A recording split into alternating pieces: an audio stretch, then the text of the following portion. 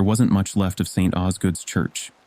The old stone building had sat empty for more than 80 years, its wooden pews rotting away like fallen soldiers, its once magnificent stained glass windows shattered into countless rainbow shards that crunched beneath visitors' feet. What remained was merely a skeleton of its former glory. Walls of weathered granite split by deep fissures, a few rusted candle stands that emerged from the shadows like ancient sentinels, and the towering bell that hung in the crumbling steeple like a silent guardian of forgotten memories. The bell's bronze surface had long since surrendered its shine to the elements, taking on the mottled green-black patina of age. Despite its advanced state of decay, the church was notorious in the small town of Coldwater, where hushed voices still spoke of its mysteries in corners of dim bars and around kitchen tables. Everyone in the area knew the legend. They called it the Broken Bell. Even though its iron clapper had fallen out decades ago, discovered one morning lying in the frost-covered grass like a discarded tooth, the bell still rang on cold moonlit nights when the air grew thin and shadows lengthened across the hillside. The sound was faint, but unmistakable, a hollow echo that rolled through the hills like a warning carried on the wind. Superstitious locals claimed the bell's toll marked death's approach. Anyone who heard its ghostly song would soon face a tragedy.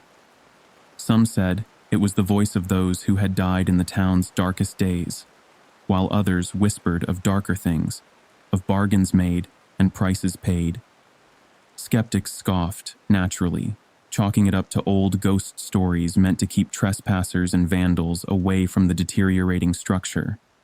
But the bell's strange history had always fascinated me, tugging at the edges of my scholarly curiosity, like a persistent thread that needed to be unraveled.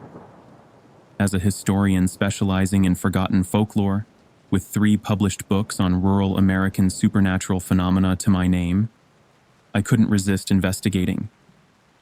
I arrived in Coldwater on a chilly November morning, when the first hints of winter had begun to settle over the landscape like a thin blanket of frost.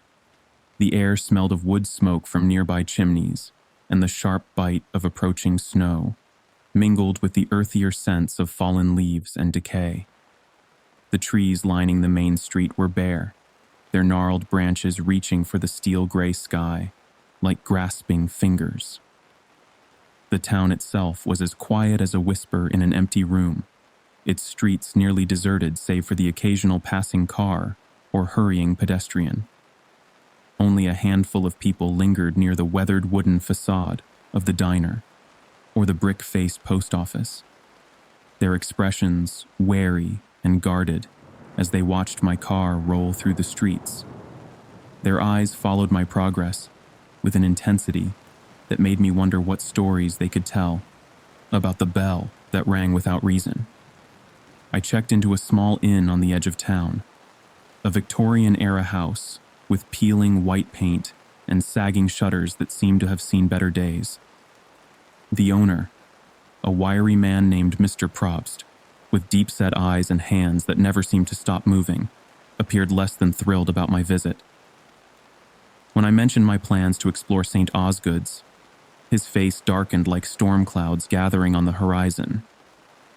"You don't want to go up there," he said, sliding my room key across the counter with fingers that trembled ever so slightly. The brass key was cold to the touch, its surface worn smooth by years of use. "It's for research," I replied, trying to keep my tone light and professional. "I'm writing about historical landmarks in the area." I pulled out my credentials, but he barely glanced at them. "That place isn't history. It's a mistake." He leaned closer, his voice dropping to a whisper that seemed to carry years of accumulated fear. The scent of coffee and pipe tobacco clung to his worn sweater. "The bell doesn't just ring on its own. It's got a purpose. Always has." I waited for him to explain, conscious of the heavy silence that had fallen over the inn's lobby, but he waved me off, muttering something about his wife needing him in the back room. The floorboards creaked beneath his retreating footsteps, each sound echoing in the stillness. His warning stayed with me as I unpacked my equipment in the musty room upstairs. but I told myself it was just local superstition, the kind that takes root in small towns like wildflowers in untended gardens. Every town had its ghost stories after all, and I'd heard more than my fair share in my years of research. That afternoon, I hiked up the overgrown trail leading to St. Osgood's, my boots crunching on fallen leaves and loose gravel. The path wound through the woods like a serpent, the trees growing denser and more ancient-looking as I climbed higher. Patches of wan sunlight filtered through the canopy, creating shifting patterns on the ground that seemed to move when viewed from the corner of my eye. The air grew colder with each step, carrying an unsettling stillness that seemed to press against my ears. When I finally reached the clearing, the church stood before me, a solemn ruin against the backdrop of the hills that rose like waves in the distance. The bell tower was the first thing I noticed, impossible to ignore despite its deteriorating state. It leaned slightly to one side, as if trying to escape some unseen force, its stones weathered and pitted by countless storms. The bell itself hung motionless in its cradle, its surface a tapestry of rust and verdigris that spoke of years of exposure to the elements. I took out my camera and snapped a few photos, the click of the shutter unnaturally loud in the oppressive silence, before stepping inside through the church's partially open door, which groaned on its hinges like a soul in torment. The interior was worse than I had expected, a testament to decades of abandonment and decay. The floor was a treacherous landscape, covered in debris, splintered wood from collapsed ceiling beams, fragments of broken glass that caught what little light penetrated the interior, and wet leaves blown in through the gaping windows that yawned like open wounds in the walls. The altar remained intact but bare, its surface coated in a thick layer of dust that bore no marks or disturbances, as if nothing had dared to touch it in years. Faded murals lined the walls, their colors muted by time and moisture, their figures almost unrecognizable beneath layers of grime. What I could make out depicted scenes of judgment and redemption, faces twisted in expressions of either ecstasy or agony.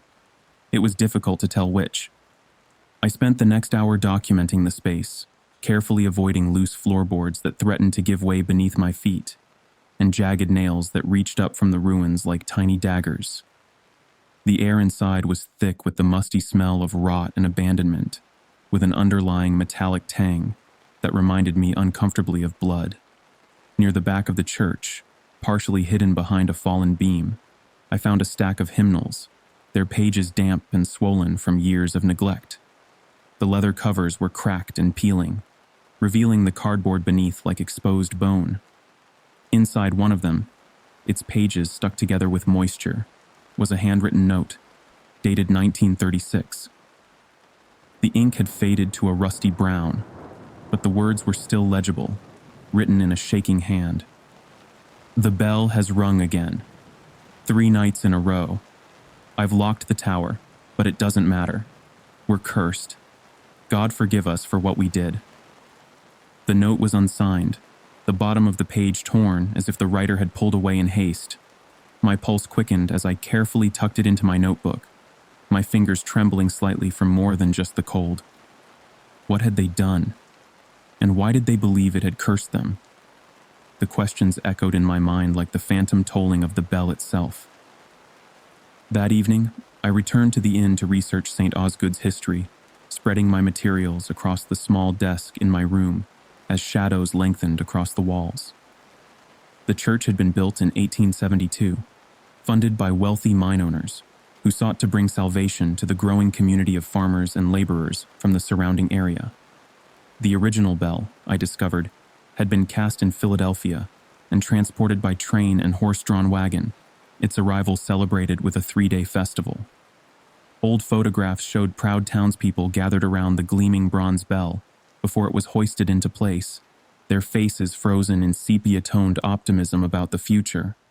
But in the early 1930s, a series of tragedies had struck Coldwater with the precision of a surgeon's blade. First came the mining accident that claimed 12 lives, the shaft collapse that locals still spoke of in whispers. Then the fire that devoured 3 buildings on Main Street, including the orphanage. Finally, the devastating outbreak of influenza that seemed to target the youngest and strongest with particular cruelty. By 1936, the church had closed its doors for good, its parishioners claiming it was cursed by forces beyond mortal understanding. The bell was removed from the tower in a solemn ceremony, but unlike most decommissioned church bells, it was never sold for scrap or melted down. Instead, it was reinstalled years later by an unknown party, appearing one morning as if it had never left, though its surface had grown dark with corrosion. As I read through yellowed newspaper clippings and town records, cross-referencing dates and events, a chilling pattern emerged from the chaos of history. Every time the bell was reported to ring, there was a death in the town, a drowning in the nearby river, a fatal car accident on the winding mountain roads, a heart attack that struck in someone's sleep. The dates lined up too perfectly to be mere coincidence, forming a grim calendar of tragedy that stretched across decades. I couldn't shake the feeling that Mr. Probst had been right, his warning echoing in my memory with growing urgency. The bell wasn't just an old piece of metal hanging in a forgotten church. It was a warning, or something worse. Something that had become entwined with the town's darker history, a history that seemed to pulse beneath the surface of daily life like a buried heart. The next day, I returned to the church with more sophisticated equipment, a digital recorder with infrared sensors, an EMF meter, and several motion-activated cameras. The air was colder than before, sharp enough to sting my lungs with each breath, and the sky hung heavy with the promise of snow. The clouds moved quickly overhead, their shadows racing across the clearing like dark thoughts. As I set up my equipment, methodically checking connections and battery levels, I noticed the forest around the church had grown eerily quiet. No birds sang in the bare branches. No leaves rustled in the occasional breeze. Even the distant sound of traffic from the valley below seemed muffled, as if the entire area was holding its breath, waiting for something to happen. Hours passed with no activity. The bell remained still, its shadow stretching long and distorted across the clearing as the sun sank lower behind the hills. The EMF meter occasionally spiked without apparent cause, its display flashing red in the growing darkness, but produced no conclusive evidence. Frustrated and chilled to the bone, I packed up my gear and prepared to leave, my disappointment a bitter taste in my mouth. That was when I heard it. A single faint toll, like a distant echo of grief. I froze, my heart hammering against my ribs like a prisoner seeking escape. The sound was distant, but unmistakably clear, cutting through the silence like a blade through silk. I turned toward the bell tower, half expecting to see someone inside, a prankster or vandal making mock of my research. But the tower was empty, its dark windows staring back at me like vacant eyes. The bell tolled again, louder this time, the sound seeming to come from everywhere and nowhere at once. My recorder blinked to life, its meters dancing as it captured the sound that echoed through the trees like a cry of mourning. The hair on the back of my neck stood on end as I realized the tolling didn't sound like metal striking metal. There was something organic about it, almost alive. It was softer, more resonant, almost mournful, like a voice calling out in grief from behind a veil of tears. I didn't sleep that night. The sound of the bell haunted me, looping endlessly in my mind like a broken record. Every time I closed my eyes, I heard it again, accompanied by visions of dark windows and reaching shadows. By morning, my academic skepticism had crumbled like the church's walls, replaced by a certainty that bordered on obsession. I had to return one last time, to climb the tower and see the bell for myself, to understand what dark magic or forgotten technology could make a clapper-less bell sing its dire warnings. The climb was treacherous, more so than I had anticipated. The wooden ladder leading to the bell tower was rotting in places, its rungs creaking ominously under my weight. Splinters of aged wood caught at my clothing like grasping fingers. When I finally reached the top, my muscles burning from the effort, I was greeted by a bitter wind that whipped through the open windows with an almost human moan. The bell hung in the center of the tower, its massive form more imposing up close than I had imagined. Its surface was pitted with rust and corrosion, but beneath the decay, I could see faint carvings etched into the metal, symbols and words in a language I didn't recognize, their forms suggesting something older than the church itself. A chill ran down my spine as I traced the engravings with trembling fingers, feeling the cold metal seem to pulse beneath my touch, like something alive and waiting.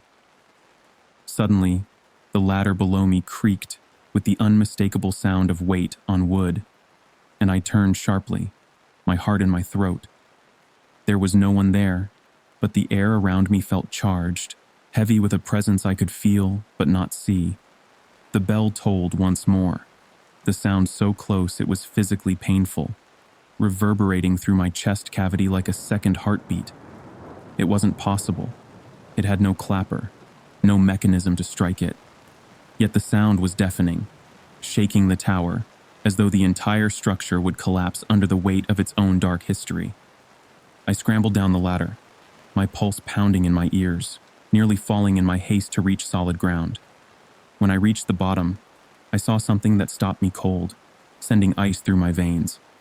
Fresh footprints, bare and wet as if someone had walked through morning dew, led from the bell tower to the altar. They were slightly webbed, not quite human in their shape. The air grew colder still, and I fled the church, not daring to look back, feeling unseen eyes watching my retreat. I left Coldwater the next day, my research unfinished, my scholarly ambitions shattered like the church's windows. The recordings I made were corrupted, the audio distorted beyond recognition into sounds that made my skin crawl. Whispers and screams mixed with the bell's toll in a cacophony of horror. The note I had found in the hymnal went missing, though I had kept it safely in my waterproof research bag. Sometimes I wonder if it had ever existed at all, or if, like so much else about St. Osgood's, it was something that existed between reality and nightmare. I still hear the bell sometimes, in my dreams, or in that hollow space between sleeping and waking. Its mournful toll echoes through the hills of my memory, like a warning I failed to heed, a reminder of the things I'll never understand. And every time I think of returning to St. Osgood's, every time my academic curiosity begins to overwhelm my fear, I remember the footprints and the way the air felt alive with something I couldn't see but knew was watching, waiting, perhaps still waiting. If you ever find yourself in Coldwater, don't go looking for the church. Don't let curiosity lead you up that overgrown path into the shadow of that leaning tower. The bell may be broken, but it's far from silent, and some warnings, once given, can never be unheard. The children's asylum had been abandoned for decades. Hidden deep in the rolling hills of the countryside, it was little more than a skeleton now. A sprawling brick building with broken windows and ivy creeping up its walls like grasping fingers. The ivy had grown unchecked over the years, transforming from mere vegetation into something almost predatory, as if the building itself was being slowly devoured by nature's patient hunger. Officially, it was called the Springvale Home for Children, but the locals had another name for it, the Painted Walls. Even now, decades later, elderly residents would lower their voices when speaking of it, their eyes distant with memories they preferred not to share. The name came from the murals inside, bright, colorful scenes of animals, flowers, and landscapes painted by the children who had once lived there. But there were other paintings too, darker ones that seemed to pulse with their own malevolent energy. Silhouettes of faceless figures that appeared to shift when viewed from different angles, spiraling shapes that made your eyes water if you stared too long, and ominous eyes that seemed to follow you no matter where you stood, their pupils expanding and contracting with the changing light. No one knew who had painted them, or why. The official records were suspiciously incomplete, pages missing or illegibly damaged. After the asylum was shuttered in the 1940s amid allegations of abuse, whispered stories of children disappearing in the night, of screams echoing through the halls long after bedtime. The building had been left to rot, its secrets buried under layers of dust and peeling paint. That was where I came in. As a photographer specializing in forgotten places, I had a knack for uncovering beauty in decay, for revealing the stories hidden beneath the surface of abandoned buildings, capturing the echoes of lives long since moved on. The asylum had been on my list for years, a holy grail of urban exploration, and when I finally had the chance to visit, I jumped at it. Looking back now, I wish I had heeded the warnings of the old-timers at the local diner, who shook their heads when I mentioned my destination. Some places, they'd said, are meant to stay forgotten.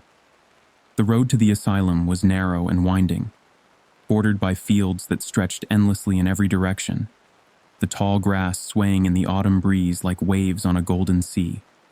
My car bounced over potholes, the suspension groaning with every dip, the sound eerily similar to human moans. The GPS had lost signal miles ago, leaving me to navigate by old-fashioned paper maps and the vague directions of locals. By the time I reached the gates, massive iron structures twisted by time and rust into grotesque shapes, the late afternoon sun was casting long shadows over the building, transforming windows into hollow eyes and doorways into hungry mouths. The asylum loomed ahead, its broken facade glowing faintly in the golden light, the brickwork stained with decades of weather and neglect. Sections of the wall had collapsed, revealing glimpses of darkened interiors like exposed rib cages. I parked the car and grabbed my camera, my boots crunching on the gravel as I approached the entrance. The air was thick with the scent of damp earth and mildew, underlined by something else. A sweet, cloying smell I couldn't quite identify.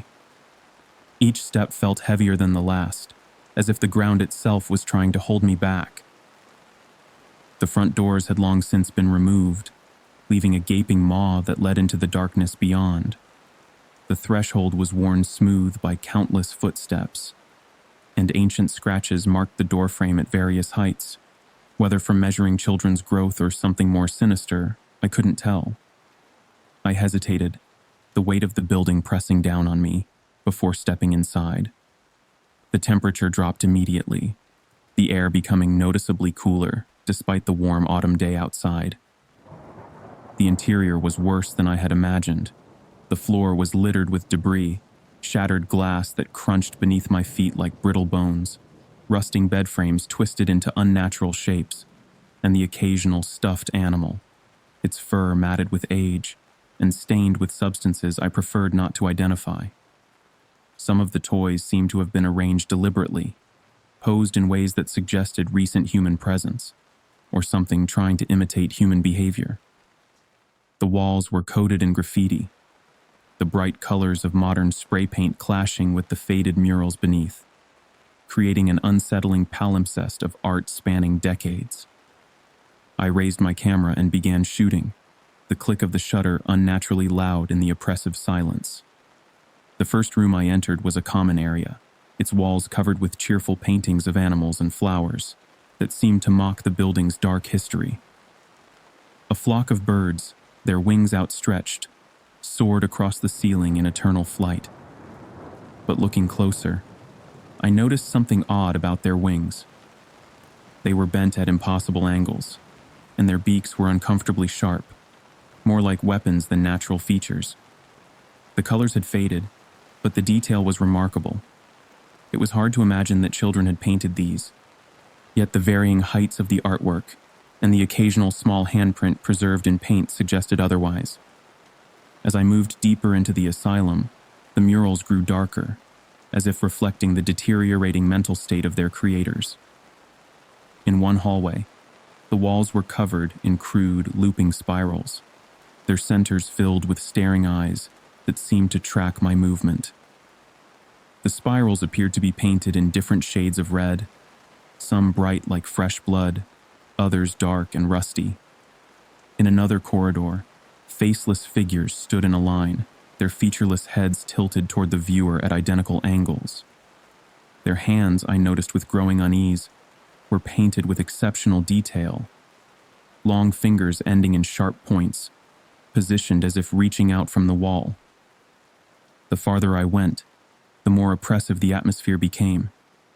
The air felt heavier, colder, as though the building itself was watching me, its painted eyes recording my every move. I found the first clue in what had once been the dormitory. The room was lined with rows of rusting bed frames, their mattresses long gone, leaving only springs that resembled exposed rib cages.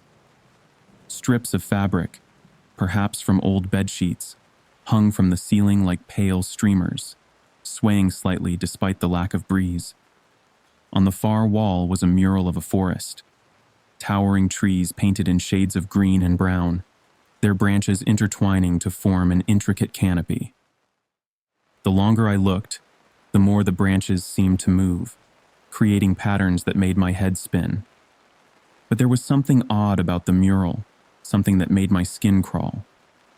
Hidden among the trees were silhouettes of figures, their forms blending seamlessly into the background, like shadows cast by invisible bodies.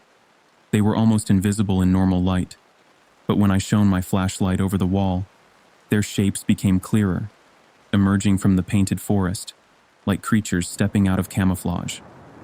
One figure had an outstretched hand, its fingers pointing toward a corner of the room with unsettling precision. The fingertips were painted in a darker shade, almost black, as if dipped in ink, or something worse. I followed its gesture and found a crumpled piece of paper wedged beneath the floorboards, its edges yellow with age. The wood around it was scratched, as if someone had repeatedly tried to retrieve it, or perhaps hide it more thoroughly. Unfolding it carefully, the paper crackling beneath my fingers like autumn leaves, I discovered a child's drawing. It was crude, drawn in pencil, but the image was unmistakable. A group of children standing in a circle around a dark, shadowy figure. The children's faces were detailed enough to show expressions of fear, their stick figure bodies oriented toward the central figure, as if caught in some grotesque dance. The shadowy figure was drawn with more pressure, the pencil marks deep enough to have torn the paper in places. On the back of the paper, written in shaky letters that grew increasingly erratic toward the end of the message, were the words, "It watches when we sleep." Below the message were what appeared to be tally marks, though their purpose, counting days, or perhaps something else, remained unclear. I spent the next few hours exploring the asylum, documenting the murals and the strange objects I found along the way. The building seemed to grow more labyrinthine as I explored, corridors branching off in ways that defied the exterior dimensions I'd observed. In one room, I discovered a pile of small, hand-carved wooden animals, each one painted in vivid colors that hadn't faded like the murals. The carvings were crude but effective, though all the animals had been given too many teeth, their mouths filled with row upon row of pointed wooden fangs. In another room, I found a collection of notebooks, their pages filled with rambling, incoherent sentences that repeated phrases like, "It comes at night," and "Don't look at its face." The handwriting changed frequently, suggesting multiple authors, though all shared the same frantic energy. By the time night fell, I had made my way to the basement, though the journey down had taken longer than it should have. The stairs seemed to stretch endlessly downward, each flight leading to another until I lost count. The air was damp and cold, carrying the metallic taste of old pipes and something else, something organic and unpleasant. The faint sound of dripping water echoed through the narrow corridor, though I could never quite locate its source. The basement walls were covered in more murals, twisting patterns of black and red that seemed to pulse in the dim light of my flashlight, creating afterimages that lingered when I blinked. At the end of the corridor was a door, its surface scratched and splintered as if something had tried repeatedly to claw its way through from one side or the other. The scratches formed patterns that almost resembled words, though trying to read them made my head hurt. I pushed it open, the hinges screaming in protest, and stepped inside. my flashlight illuminating a small, windowless room. The walls were covered in paintings, dozens of faces, their mouths open in silent screams, their eyes all focused on a single point in the center of the room. The faces showed a range of ages and expressions, but all shared the same look of absolute terror. At the center of the room was a single chair, its seat stained dark with age, the wood worn smooth by years of use. Leather restraints hung from the arms and legs, their surfaces cracked and peeling. I raised my camera, my hands trembling despite years of experience photographing disturbing locations, and took a photo. The flash lit up the room like lightning, and for a brief moment, I thought I saw movement in the corner of my eye. A tall, dark shape that seemed to absorb the light rather than reflect it. I spun around, but the room was empty, though the air felt thicker, as if something had recently passed through it. When I returned home and reviewed the photos, I found something I couldn't explain, something that made my blood run cold. In one of the shots of the dormitory, taken just after I found the drawing, there was a shadow in the background, a tall, featureless figure standing in the doorway. Its outline was faint, almost imperceptible, but it was there, its proportions subtly wrong in ways I couldn't quite define. The figure seemed to be composed of deeper shadows than should have been possible given the lighting conditions. I went back through the rest of the photos, and the figure appeared again and again, growing clearer and closer in each image. In one photo, it stood at the end of a hallway, its height impossible to determine as it seemed to stretch toward the ceiling. In another, it was partially obscured by a broken window, the glass around it frosted in patterns that resembled desperate handprints. Each time, it was closer, its form becoming more defined while somehow remaining maddeningly indistinct. The final photo, the one I had taken in the basement, was the worst. The shadowy figure was there, standing directly behind the chair, its height now towering to the ceiling. Its head was tilted toward the camera at an impossible angle, its outline sharp and clear against the painted faces on the wall. The faces in the background, I noticed with horror, had changed their expression in the photo. All of them now wearing identical grins that stretched too wide across their features. I deleted the photos immediately, my hands shaking as I erased every trace of that day's work, but the memory of them stayed with me, burned into my mind like a photographic negative. I tried to convince myself it was a trick of the light, a flaw in the lens, but deep down, I knew the truth. Sometimes at night, I still see those images when I close my eyes, and sometimes, in the darkest hours before dawn, I swear I can hear the soft sound of children singing, accompanied by the scratch of paintbrushes against walls.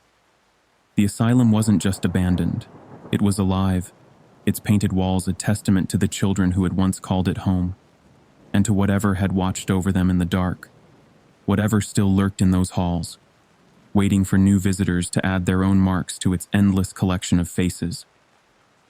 If you ever hear about the painted walls, don't go looking for them. Don't let curiosity draw you down that winding road, past those twisted gates. Some stories are better left untold, some places better left unexplored. Because in that building, in those painted corridors where shadows move of their own accord, something is always watching, always waiting, its patience as endless as the spiral patterns that cover its walls, and it remembers every face it sees. The Pinewood Asylum had been closed for over 50 years, left to crumble on the outskirts of a dying mining town, nestled in the foothills of the Appalachians. Its weathered limestone walls rose like ancient bones against the slate-gray sky, a monument to forgotten suffering. Thick clouds hung low overhead, their dark underbellies seeming to brush against the asylum's highest towers, where rusted weather vanes creaked in perpetual protest. Once a place meant to provide care and refuge, it had become a scar on the landscape, its decayed walls a reminder of the horrors that had unfolded within. The building's Gothic architecture, all sharp angles and grotesque gargoyles, seemed designed to intimidate rather than welcome, as though its original purpose had always been containment rather than care. Stories of mistreatment, overcrowding, and mysterious deaths had circulated for years before the final tragedy, a fire that gutted the West Wing and sealed the asylum's fate. They said the screams could be heard for miles that night, carried on the wind like lost souls seeking refuge, echoing through the valley until dawn painted the sky the color of fresh bruises. The official records painted a sterile picture: an electrical fire, 37 casualties, mostly patients who had been locked in their rooms. But the locals knew better. In the town's only bar, over glasses of whiskey that never seemed to empty fast enough, they spoke in hushed tones about Dr. Marcus Fleming, the head psychiatrist who had conducted experimental treatments in the basement. Their voices would drop even lower when they mentioned the leather-bound journals found in his office after the fire, their pages filled with detailed accounts of procedures that no medical board had ever approved, about the patients who vanished without explanation, their beds found empty in the morning, personal belongings left untouched as though they'd simply evaporated in the night, about the night staff who quit without notice, their resignation letters shaking with barely controlled terror, refusing to speak about what they'd witnessed in the darkness. Some of them never spoke again at all. By the time I visited, Pinewood was little more than a husk, its windows staring out like hollow eyes across the valley below. Decades of abandonment had transformed it into something almost organic, as though the building had evolved in its isolation. I wasn't the first urban explorer drawn to its eerie halls, far from it. Videos and photos of the asylum had flooded social media, many centered on the infamous Room 3F. The room was said to have been a holding cell for violent patients, though records from that time were vague at best. Former employees spoke of it in whispers, their eyes darting away when pressed for details. The graffiti covering its walls had earned it notoriety. Cryptic messages, names of past visitors, and warnings carved deep into the plaster. Some claimed the carvings appeared overnight, materializing like frost on a winter morning, each new name adding to a growing catalog of the damned. For years, no one had stayed in Room 3F for more than a few minutes. Every urban explorer who'd ventured inside emerged changed, their faces pale and drawn as though they'd aged years in moments. They claimed to hear whispers or footsteps when they were alone, and others reported finding their names scratched into the walls after they left. Some spoke of seeing their reflections in the room's single window, moving independently, performing actions they hadn't taken. Most wrote it off as a hoax or pranks by other thrill-seekers, but something about the stories felt different to me, more deliberate. The consistency in the accounts was unsettling, the same descriptions of cold spots, of whispers that seemed to come from inside their own heads, of the overwhelming sense of being watched by something that existed just beyond the edge of human perception. That's what brought me to Pinewood on a cold, overcast afternoon in late October. The kind of day when shadows seemed to move of their own accord, and the wind carried whispers of winter's approach. Dead leaves skittered across the cracked pavement of the parking lot, like scurrying insects, gathering in corners where they rustled and whispered among themselves. I wanted to see Room 3F for myself, to separate truth from urban legend. I'd spent months researching the asylum's history, combing through newspaper archives and interviewing former employees.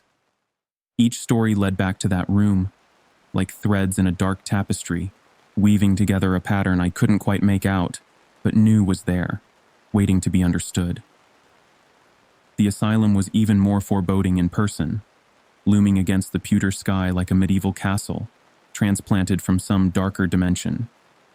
Its facade was overrun with ivy, thick vines that seemed to pulse gently in the autumn wind, their movement suggesting something more purposeful than mere vegetation. The windows were either shattered or boarded up, creating a patchwork of darkness and decay that made the building appear to be wearing a grotesque mask. The main entrance was wide open, the heavy oak doors hanging at odd angles, as though something massive had torn them from their hinges. Deep gouges marked the wood, too regular to be random damage, too precise to be vandalism. The air inside was damp and cold, carrying the faint smell of mildew and ash, and something else, something metallic and ancient that caught in the back of my throat, like the taste of old pennies or dried blood. My footsteps echoed as I moved through the hallways, the faint crunch of glass and debris underfoot the only sound. Each step stirred up clouds of dust that danced in the beam of my flashlight like spectral butterflies, forming patterns that seemed almost deliberate before dissolving back into chaos. The silence was absolute, pressing against my eardrums like cotton wool, creating a pressure that made my head throb. Even the sounds from outside, birds, wind, distant traffic, seemed unable to penetrate these walls, as though the building existed in its own pocket of reality, divorced from the normal world. The building was a labyrinth, its corridors branching off into dead ends and empty rooms that seemed to shift and change when viewed from different angles. More than once, I turned around to find that the hallway behind me had changed, the arrangement of doors and windows subtly different from what I remembered. Rusting bed frames, scattered medical tools, and broken furniture littered the halls like shipwrecks on an ocean floor, each item telling its own story of abandonment and decay. Most of the graffiti was what you'd expect: teenagers scrawling obscenities, faded gang tags. But as I got closer to the West Wing, the markings grew stranger, more desperate. The handwriting became increasingly erratic, as though written by people in the grip of terror or madness. Phrases like "they're still here" and "don't look too long" were scratched into the walls with such force that some had gouged into the brick beneath. Others were more unnerving: "it knows your name" and "get out while you can." Some appeared to have been written in darkness, the letters trailing off at odd angles, as though the writer's hand had been guided by something else, something that had its own message to convey. My flashlight flickered as I turned the corner into the West Wing, where the air felt heavier, colder.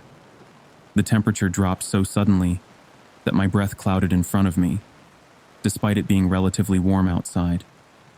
The mist seemed to hang in the air longer than it should have, forming shapes that dissolved when I tried to focus on them. Room 3F waited at the end of the corridor like a full stop at the end of a nightmare. The hallway leading to it seemed longer than it should have been, the perspective somehow wrong, as though the door was simultaneously closer and further away than it appeared. The walls appeared to pulse slightly, like the sides of a massive throat, though I told myself it was just a trick of the light. Water damage had turned the ceiling black with mold, and the fluorescent lights hung like broken bones from their fixtures, swaying gently despite the lack of any breeze. The shadows beneath them writhed and twisted, forming shapes that disappeared whenever I looked at them directly. The door to room 3F was metal, rusted and pitted with age, its surface covered in countless small indentations that looked disturbingly like fingerprints pressed into soft clay. Someone had scrawled, "Don't go in," across its surface in thick black paint that looked perpetually wet, as though it had been applied moments ago. The warning was repeated in smaller letters below, in different handwriting, like a chorus of desperate voices trying to save future visitors from their fate. I hesitated for a moment, my pulse quickening, before pushing it open. The hinges screamed in protest, the sound echoing through the empty corridors behind me like the cry of something being born. The room was small, smaller than it should have been given the spacing of the doors outside, as though the walls had somehow crept inward over the years. Its walls were bare except for the carvings that had made it famous. Hundreds of names were etched into the plaster, overlapping like layers of scars on old skin.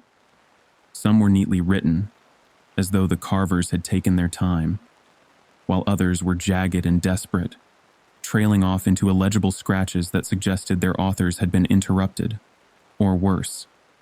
Among the names were phrases that made my skin crawl.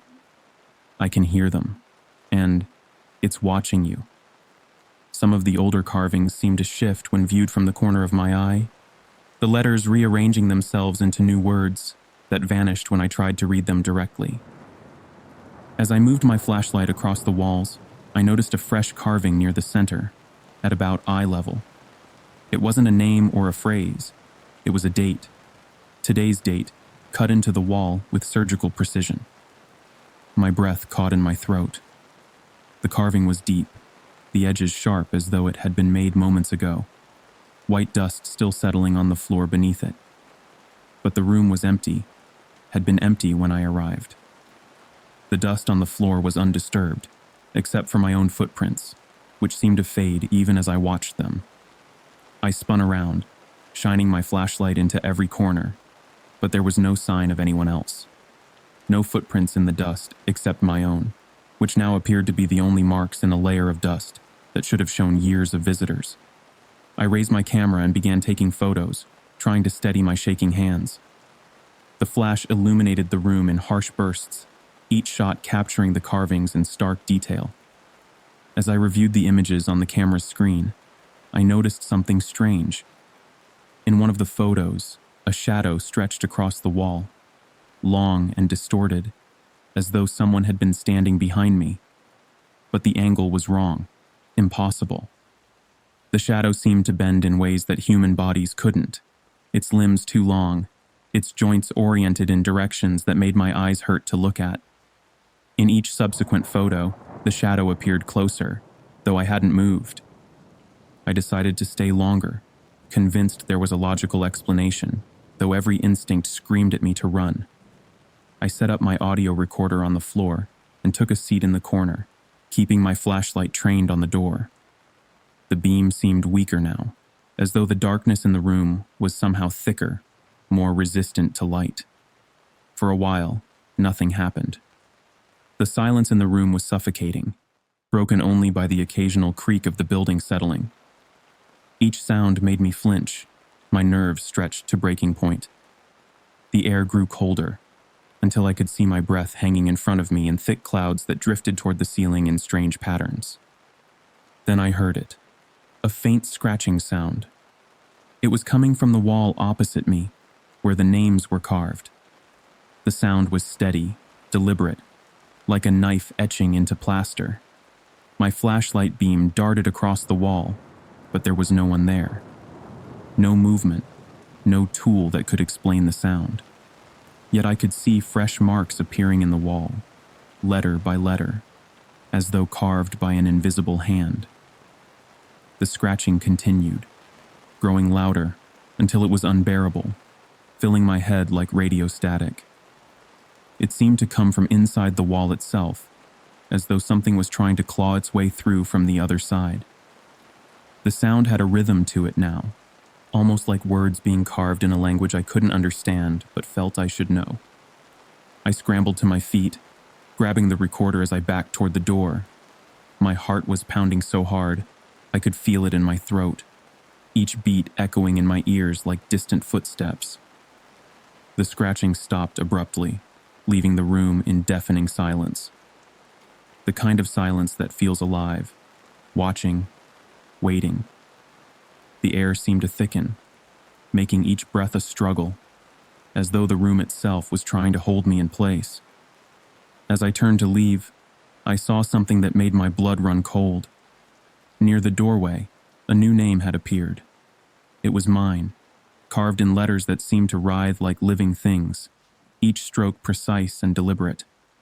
The edges of the carving were still white with fresh plaster dust, impossibly fresh, falling to the floor in a fine mist that moved against the air currents. But what terrified me most was the handwriting. It was my own, perfect, down to the slight curve I always gave to my Y's. Below my name, smaller letters were already forming. Welcome home. I fled the room, my footsteps echoing through the empty halls as I made my way back to the entrance. The corridors seemed different, longer, branching off in directions I didn't remember. Doors that had been open were now closed, and vice versa. Twice I found myself back at room 3F, though I was certain I'd been running in the opposite direction. When I finally reached my car, I didn't stop driving until I was miles away, the asylum's silhouette barely visible in my rearview mirror, though it seemed to loom larger than it should have at that distance.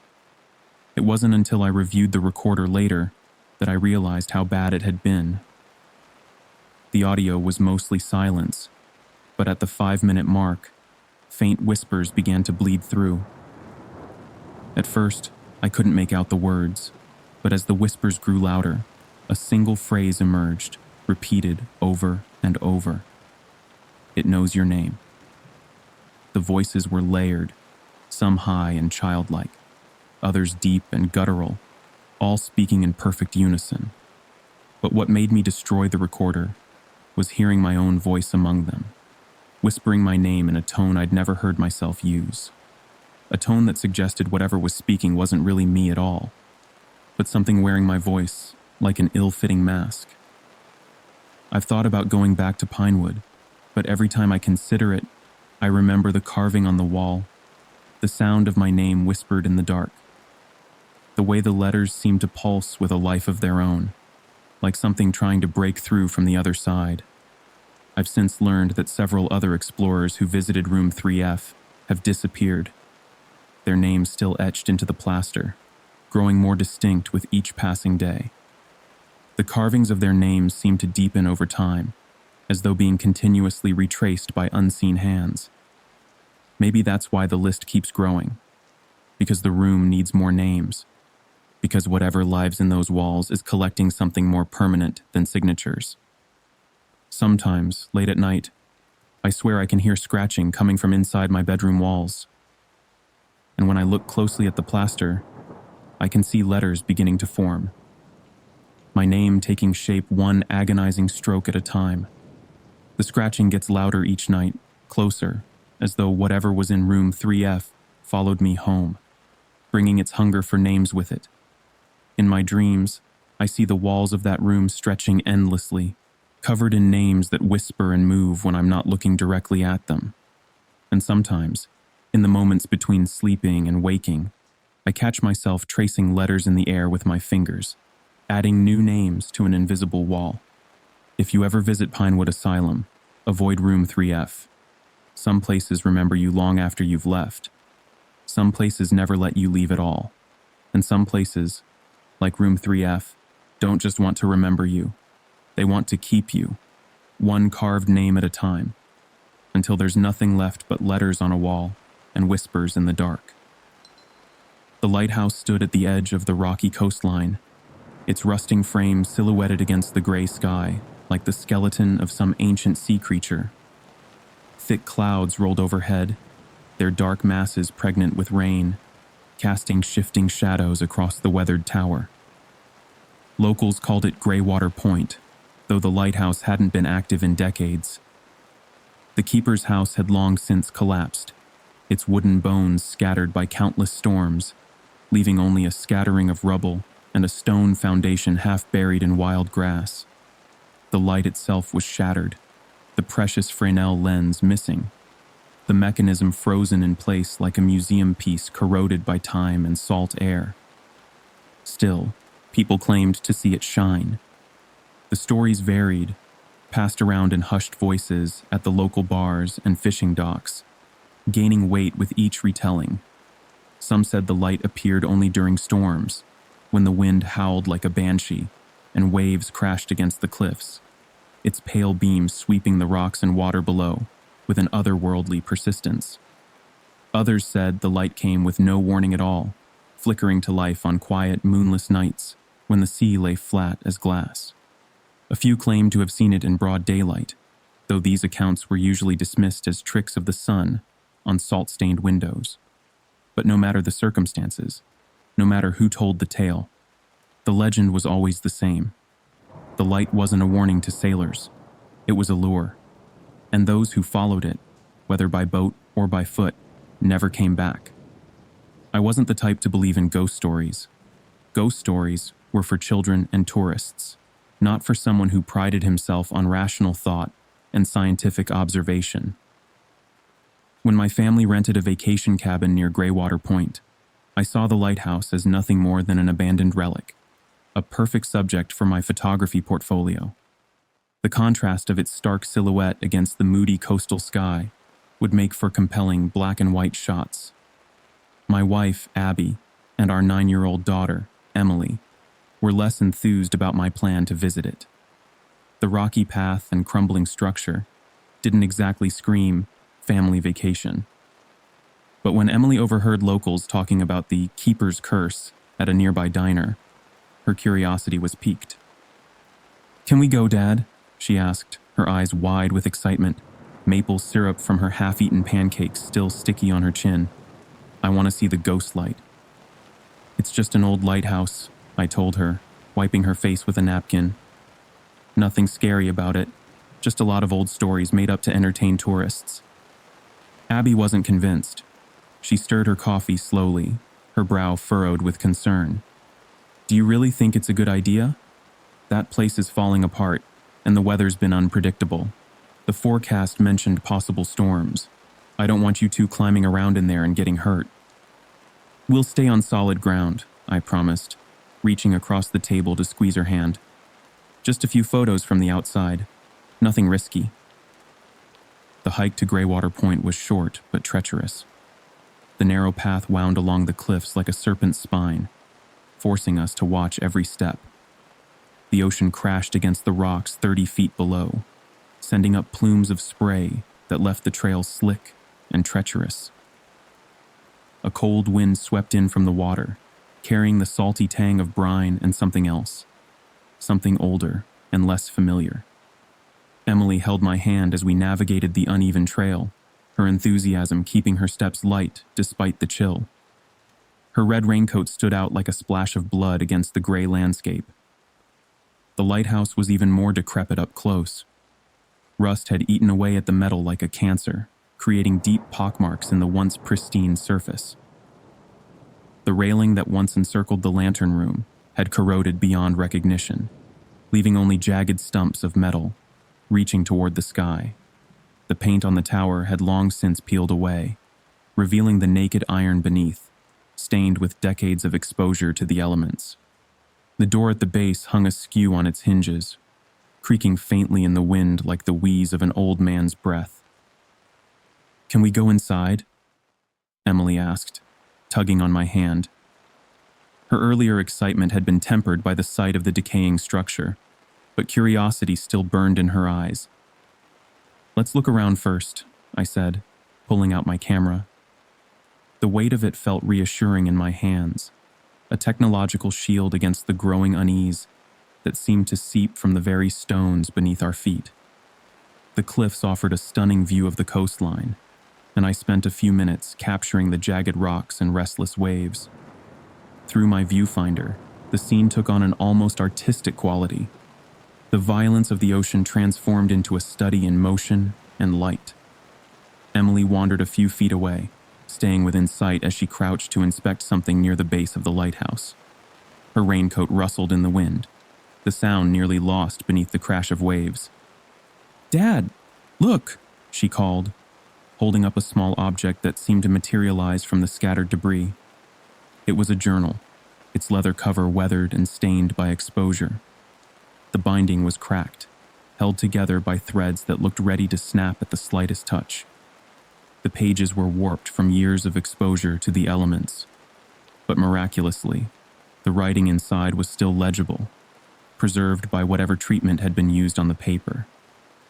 The handwriting was neat, but rushed, as though the keeper had been racing against time to record his thoughts.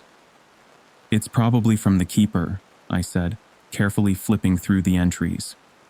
Most of them were mundane, detailed notes about the weather, the tides, and the endless maintenance of the light. The writer had been meticulous, recording everything from oil consumption to the number of ships that passed in the night. But as I neared the final pages, the tone shifted dramatically. The handwriting became more erratic, the entries shorter and more fragmented.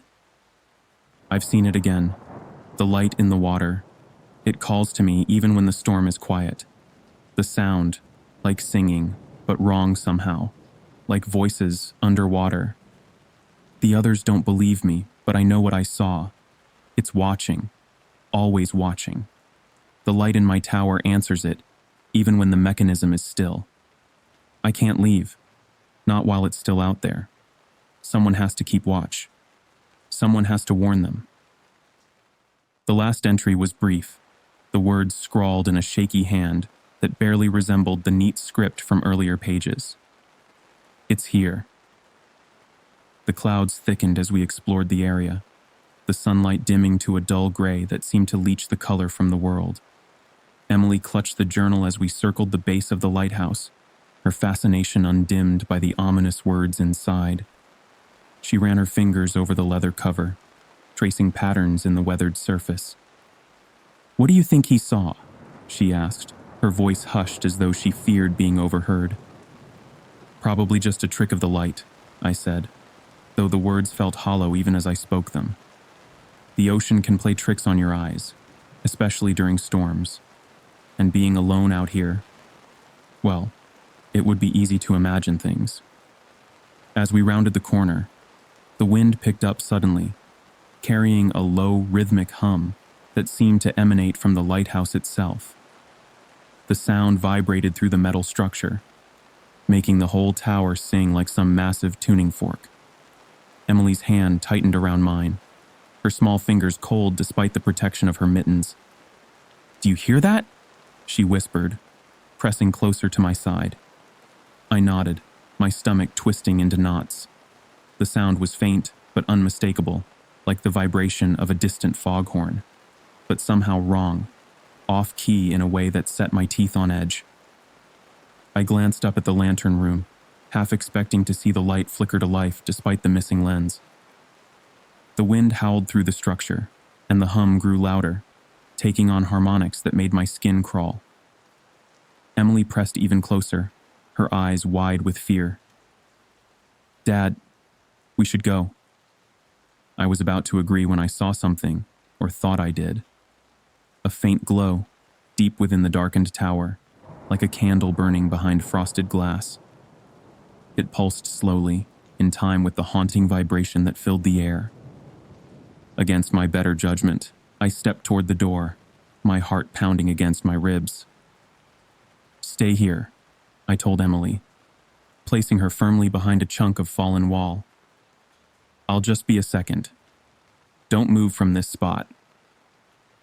The air inside the lighthouse was colder than outside, the chill sinking deep into my bones like fingers of ice. My flashlight beam cut through the darkness, illuminating rusted stairs spiraling up into the gloom. Decades of salt air had eaten away at the metal, leaving holes in some of the steps. The hum was louder here, vibrating through the walls until my teeth ached. I climbed cautiously, testing each step before putting my full weight on it. The light grew brighter as I ascended, though I couldn't pinpoint its source. It seemed to come from everywhere and nowhere at once, a diffuse glow that made the shadows dance and shift. By the time I reached the lantern room, it was nearly blinding, a pale white radiance that seemed to emanate from the air itself. The lens was gone, the machinery corroded and useless. There was nothing to produce the light, yet it filled the room, casting long, flickering shadows across the walls. The hum was deafening now, a low, guttural vibration that resonated in my chest cavity like a second heartbeat. The air felt thick, charged with electricity, and my skin tingled as though I were standing too close to a Tesla coil. Then I saw it. Out on the water, just beyond the jagged rocks, was another light. It floated on the waves, bobbing gently as though it were tethered to the sea itself. It was identical to the light in the lantern room, bright, white, and unearthly. As I watched, transfixed, I could have sworn I saw something move within it, a darker shape that twisted and writhed like smoke underwater. I stared, unable to look away, as the light began to move. It glided across the surface, leaving no wake, no ripples to mark its passage. My pulse quickened as I realized it wasn't moving randomly. It was coming straight for the lighthouse. The hum grew stronger, and for a moment, I thought I heard voices in it, calling from somewhere far below the waves. "Dad!" Emily's voice echoed from below, sharp with fear, snapping me out of my trance. I stumbled down the stairs, nearly falling in my haste to escape. The hum followed me as I descended, growing in intensity until it felt like my skull would crack. By the time I reached the base, the light on the water was gone, but the air was still charged. heavy with the aftermath of something I wouldn't try to understand. "We're leaving," I said, grabbing Emily's hand. She didn't argue, clutching the journal to her chest as we hurried back along the cliff path. The wind seemed to push against us, as though trying to drive us back toward the lighthouse. The hike back to the cabin was a blur, my thoughts racing as I tried to make sense of what I had seen. Emily was unusually quiet, her face pale beneath her freckles. She held the journal against her chest like a shield, her knuckles white with the force of her grip. That night, the storm came. The wind howled like a living thing, rattling the windows and shaking the cabin to its foundation. Rain lashed against the roof in sheets, drowning out all other sound. Lightning split the sky, casting brief, stark shadows across our walls. But beneath the chaos of the storm, I thought I heard something else. The low, rhythmic hum, faint but insistent, calling through the darkness. When I looked out the window, my blood ran cold. The lighthouse was glowing.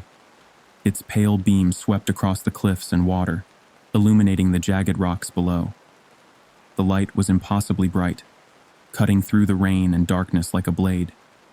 And there, just beyond the shoreline, was the second light, bobbing on the waves like a lantern adrift.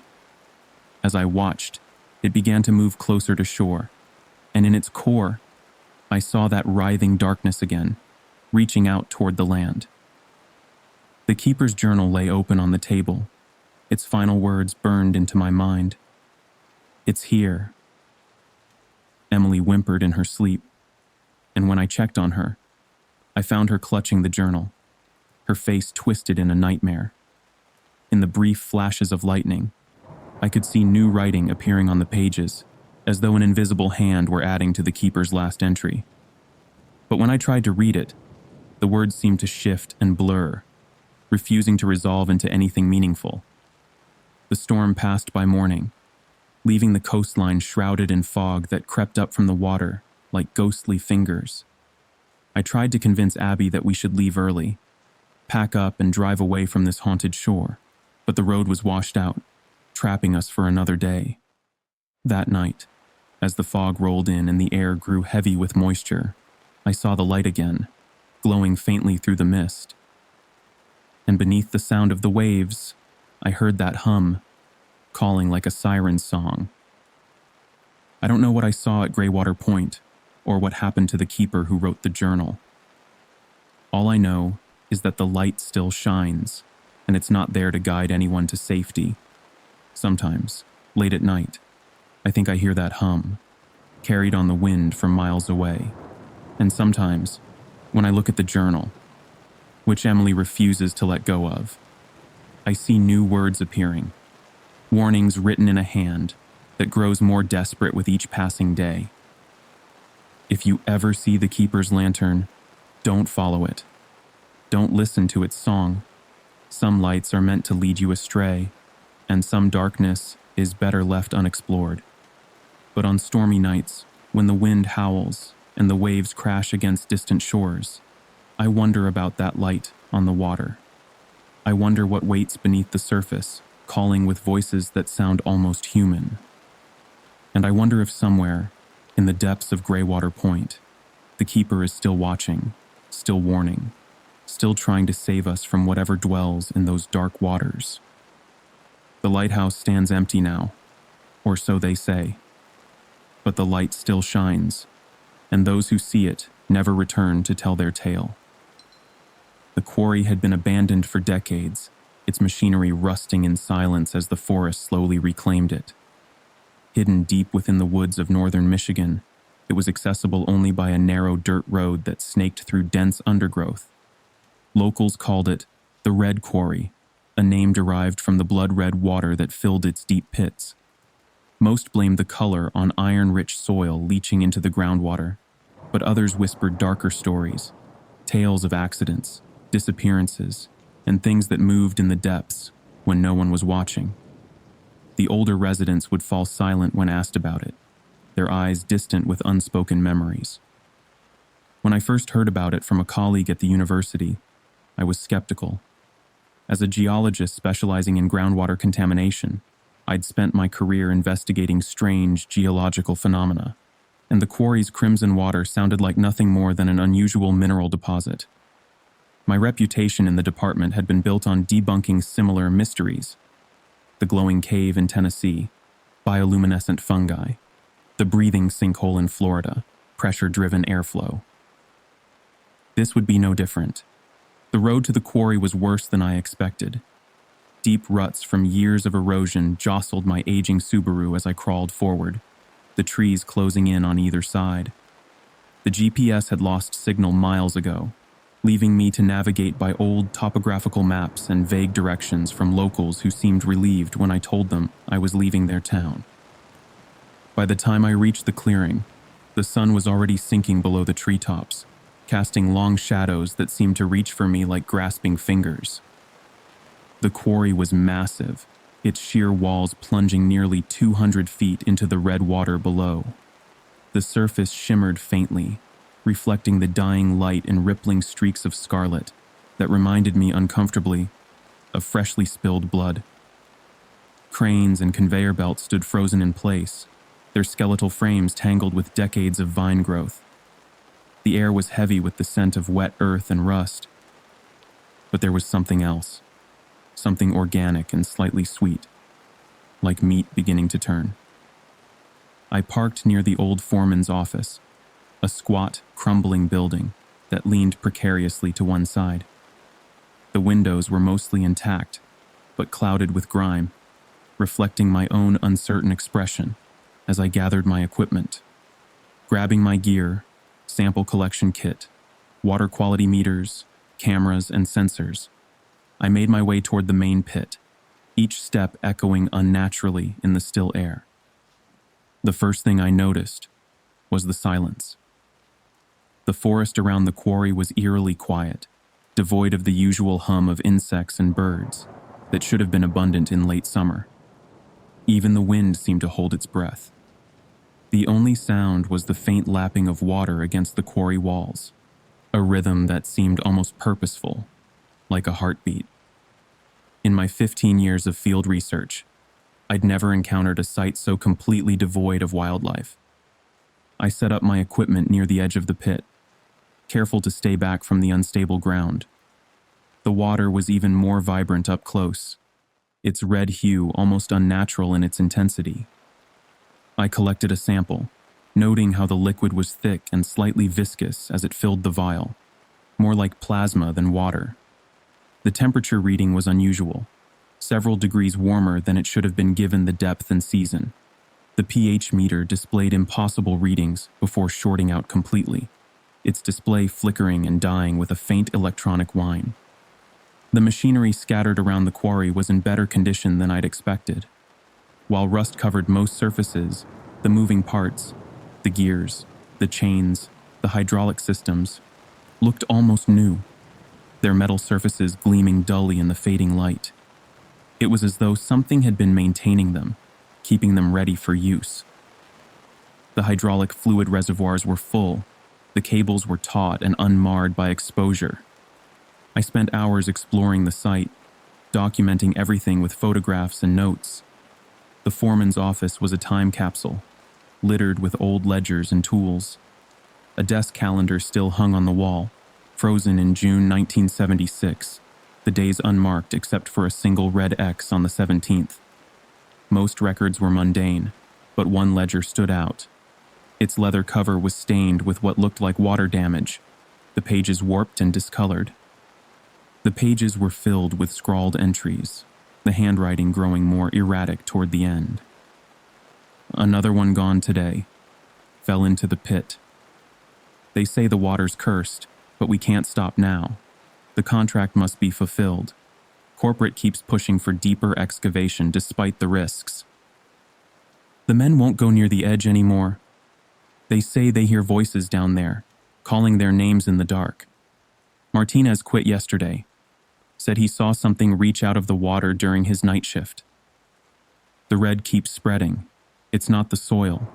It's something else. Something alive. I've seen it move when no one's looking. The machinery starts up on its own at night. The drill cores are showing anomalies at depth, structures that shouldn't be there. 3 more men missing this week. The police are asking questions, but what can I tell them? That the quarry is hungry, that it wants us to keep digging. The dreams are getting worse. I see things in the water, moving in patterns that hurt my eyes. The final entry was smeared, barely legible. It's in the water. God help us. It's been in the water all along. We didn't find it. We woke it up. Below this, in different handwriting, site closed by order of corporate management. All personnel reassigned.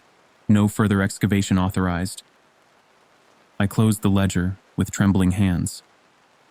Outside, the sun had set, and the quarry was bathed in shadow. The red water seemed darker now, almost black in the twilight, its surface rippling as though something moved beneath it. My instruments were recording unusual electromagnetic fluctuations, and the water temperature had risen another 2 degrees. The magnetometer was showing interference patterns that made no sense given the local geology. I decided to spend the night at the quarry, driven by a mixture of scientific curiosity and stubborn determination. I pitched my tent near the foreman's office and set up a motion-activated camera aimed at the water. The equipment was state-of-the-art, capable of recording in near-total darkness with infrared sensitivity. The stillness was unsettling, broken only by occasional rustles that sounded too deliberate to be natural. As darkness fell completely, even these small sounds ceased. The air grew unusually cold for a summer night, my breath visible in clouds that hung motionless in the stagnant air. The stars above seemed somehow wrong, as though their light was being subtly distorted before reaching the ground. Sometime after midnight, I woke to the sound of grinding metal. The sound was faint, but distinct, heavy machinery coming to life. The temperature had dropped dramatically. The digital thermometer showed 38 degrees Fahrenheit, impossible for a summer night in Michigan. I stepped outside, my flashlight beam cutting through darkness that seemed to swallow light rather than reflect it. The air had grown colder, carrying that same sweet rot smell, but stronger now, more pungent. The stars had vanished, though there were no clouds visible overhead. The machinery was moving. One of the cranes was turning slowly on its base, its rusted gears groaning in protest. The sound echoed off the quarry walls, distorting until it seemed to come from everywhere at once. A conveyor belt near the edge jolted to life, its cracked rubber surface shuddering as it rolled forward, carrying nothing but shadows. The control panels were dark. There was no power source, no logical explanation for the movement. I scanned the area, searching for a rational explanation, but the quarry was empty. No footprints marked the dust, except my own. The temperature had dropped another 10 degrees, and my electronic equipment was malfunctioning. The EMF meter was screaming, its needle pinned at maximum. My digital camera shut down completely. Its battery suddenly drained. The crane swung to a stop with a screech of metal, its boom pointing toward the water like an accusing finger. That was when I saw it. Something was moving in the pit. A shape, dark and sinuous, rippled beneath the surface of the red water. It was massive, its outline distorted by the shifting waves, but I could make out something that looked like segments, like the body of some gigantic worm. But the proportions were wrong. Impossible. Parts of it seemed to extend in directions that hurt my eyes to look at, as though it existed in more dimensions than I could perceive. The water lapped against the quarry walls, the sound unnervingly deliberate, like footsteps approaching up a long corridor. My water quality meter was registering impossible readings. Oxygen levels dropping to 0, temperature spiking, conductivity off the charts. The display flickered between numbers before displaying a single word: deep. I backed away, my flashlight trembling, catching glimpses of something glossy and wet breaking the surface. The water wasn't just moving now. It was rising, surging upward in a way that defied fluid dynamics.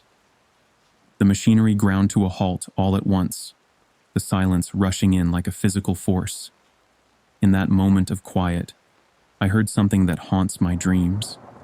A sound like wet flesh sliding against stone, accompanied by a low, subsonic vibration that made my teeth ache and my vision blur. The thing in the water was watching me. I couldn't see eyes, couldn't make out anything that resembled a face, but I felt its attention like a physical weight. The air grew thick, hard to breathe, and my thoughts became sluggish.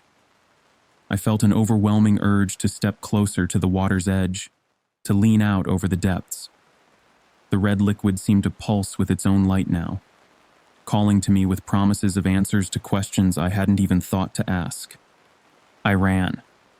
By morning, the quarry looked the same as before, silent, still, and abandoned. But the ground around the pit's edge was wet, marked with wide, glistening trails that led back to the water. They evaporated quickly in the morning light, leaving no trace of what had emerged in the night.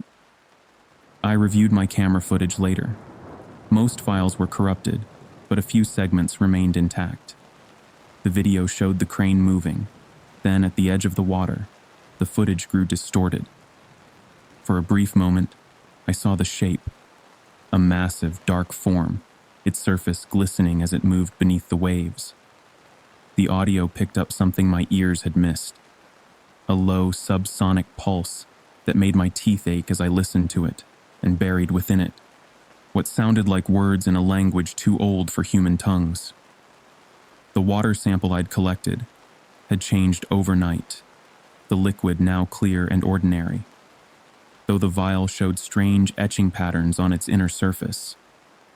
Initial tests showed it was water mixed with high concentrations of iron, but there was something else, a strange, organic compound that defied classification. Under the microscope, it seemed to move of its own accord, its molecules arranging themselves in patterns that looked almost purposeful.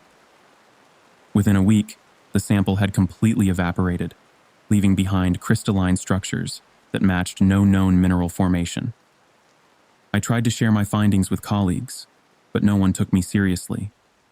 The water sample was contaminated, they said. The video was corrupted. The ledger was a hoax. But I know what I saw. I know what's waiting there in the depths, growing stronger, more aware, as each year passes.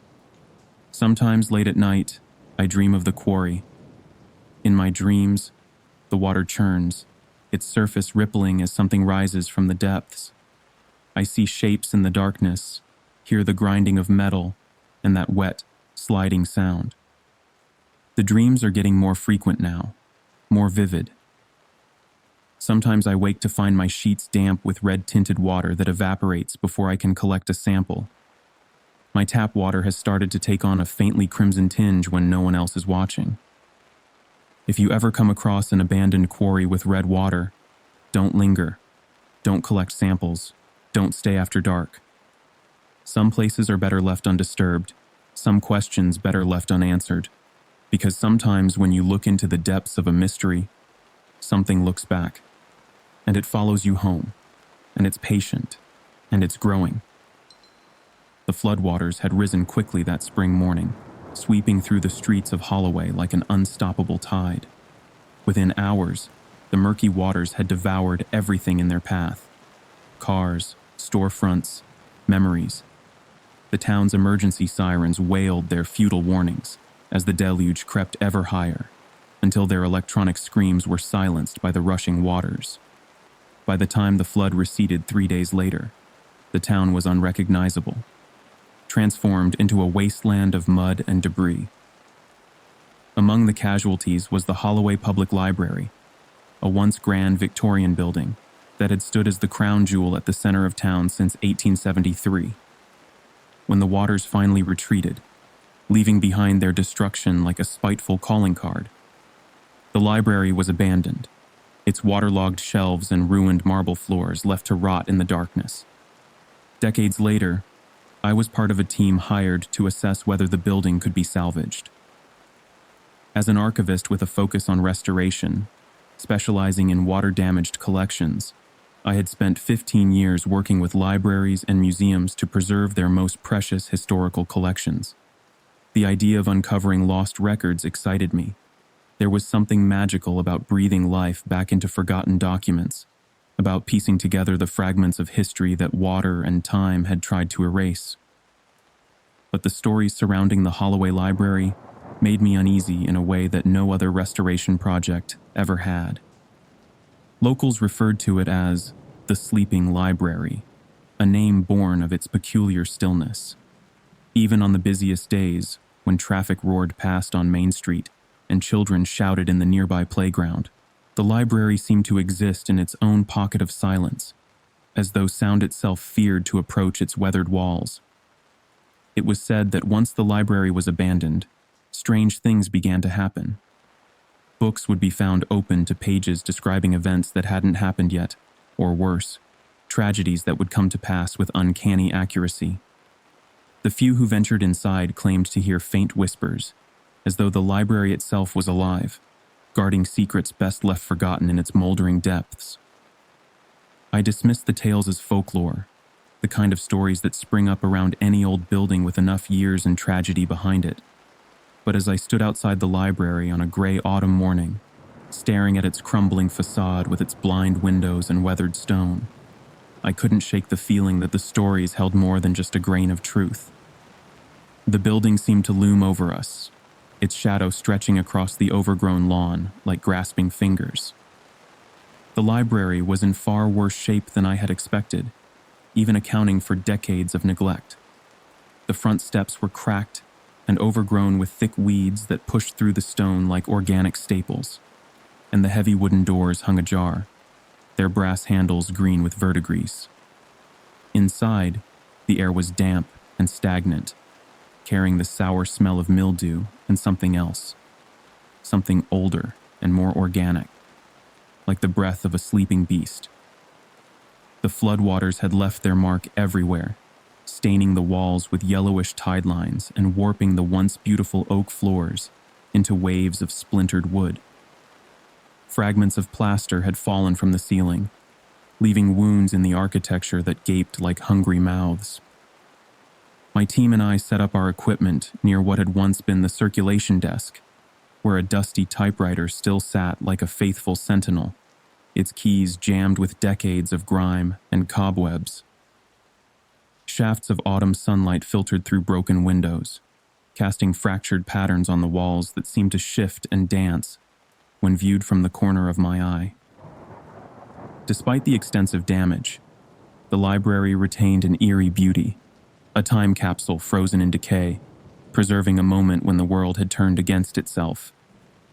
We divided into pairs to explore the building, following standard protocol for initial assessments.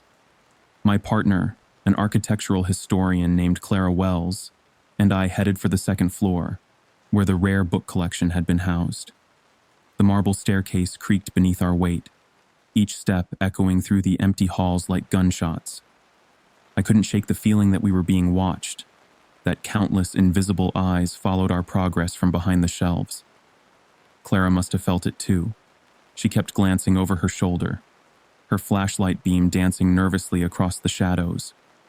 The rare book room was surprisingly intact, its heavy oak shelves warped, but still standing like rows of soldiers at attention.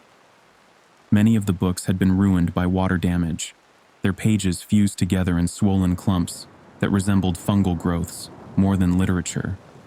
The smell here was worse. Decades of trapped moisture had created a perfect environment for mold, and the air felt thick with invisible spores. But as I sifted through the collection, documenting the extent of the damage, I found something that made my blood run cold. A single book, completely dry and pristine, sat on a shelf, otherwise devastated by water damage. It looked as though it had been placed there yesterday. I pulled it down with trembling hands, running my fingers over the embossed leather cover. The leather was warm to the touch, almost alive, and I could have sworn I felt a pulse beneath my fingertips. The title, The Holloway Chronicles, was unfamiliar to me, despite my extensive research into the library's collection before our arrival.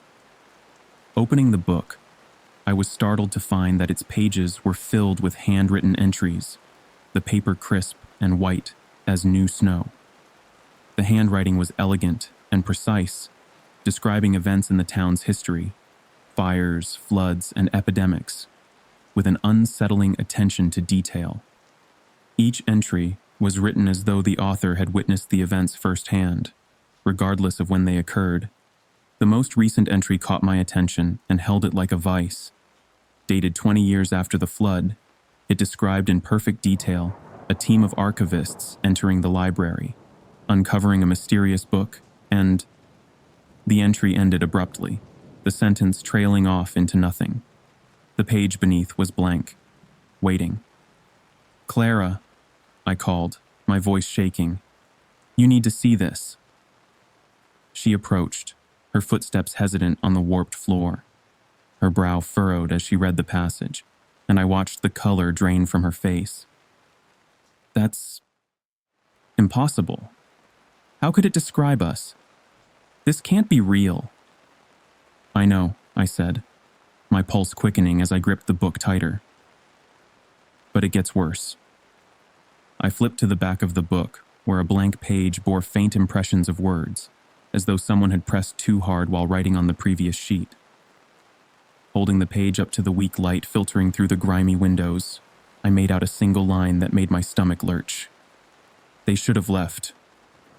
The words seemed to writhe on the page, and for a moment, I could have sworn they were written in something darker than ink. We decided to take the book downstairs to show the rest of the team, but as we descended the staircase, the air grew noticeably colder, dropping several degrees with each step. A faint whispering sound seemed to follow us, growing louder as we moved. Clara glanced over her shoulder, her face pale as milk. "Do you hear that?" I nodded, clutching the book tighter against my chest. The whispers were faint and indistinct, like voices just out of earshot, speaking in a language that was almost, but not quite, English. They seemed to come from the shelves themselves, as though the books were murmuring their secrets to each other, sharing stories we weren't meant to hear. When we reached the circulation desk, the rest of the team was waiting, their faces etched with unease. One of them, a technician named Paul Martinez, held another book, a massive ledger bound in cracked leather that looked as ancient as the building itself. His hands were shaking. "You need to see this," he said, his voice trembling. "I found it in the basement archives." The ledger was filled with lists of names, dates, and brief notes, written in various hands as though it had been maintained by generations of librarians. At first, I thought it was a library catalog, but the notes told a different, more sinister story. Each name was followed by a short description. Drowned in the flood, house fire, fell from the clock tower. Some entries were decades old, others more recent, but all described deaths, accidents, suicides, disappearances. The ink changed color throughout the book, shifting from faded brown to fresh black. Paul pointed to the last entry on the page with a shaking finger. It was today's date, followed by our names, all 5 of us, written in ink that still looked wet. Next to them was a single word: missing. The whispers grew louder as we debated what to do, rising from a murmur to an insistent chorus that seemed to press against our eardrums. Paul wanted to leave immediately, gathering his equipment with frantic movements, but Clara argued that we needed to document everything before going.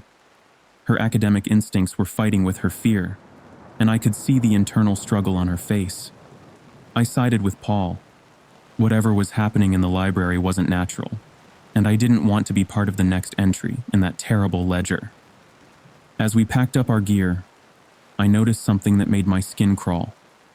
Books that had been scattered on the floor when we arrived were now neatly stacked on the shelves, arranged by some invisible hand. The typewriter at the desk, once rusted and broken, looked polished and new, its keys glinting in the dim light, like teeth in a metallic mouth. "We need to go," I said, my voice firm, despite the terror clawing at my throat. "Now."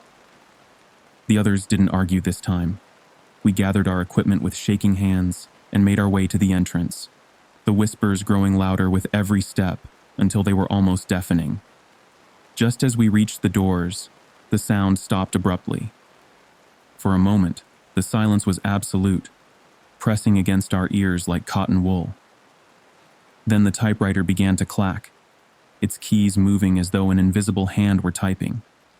The sound echoed through the library, each keystroke deliberate and unrelenting, like footsteps following us through the dark.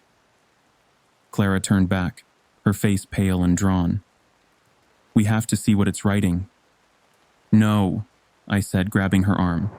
The skin beneath my fingers was ice cold. "We're leaving. Now."